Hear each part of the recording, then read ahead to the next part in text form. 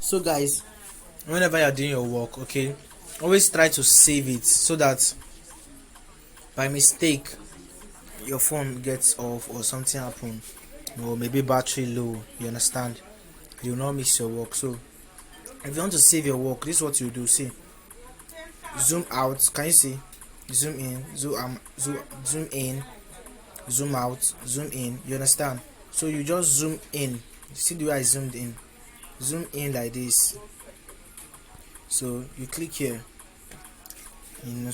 so you tap that means if you do it like this, that means you have saved it in your phone, you understand? So now we want to work on the background. So what we're going to do is this. See this place, the road's background, this place, off this place. Can you see this eye? Off it. Okay, off it, off this place also. After you have done this, okay, click this place, then click on selection. Now if you open your app, okay, tap this place. Once you tap this place, tap the second place.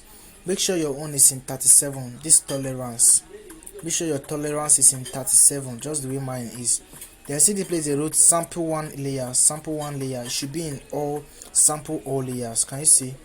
Tap it, it should be in sample all layers. Okay, then you tap this place, you tap this place, okay, tap this place.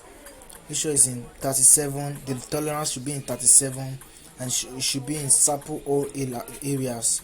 Then after you have done that, click on fill, then click your eraser, tap here, click on your eraser, okay, and then come here and on this stuff back, then click your fill. Sorry, you tap this, you tap this. Once you tap this, tap your screen.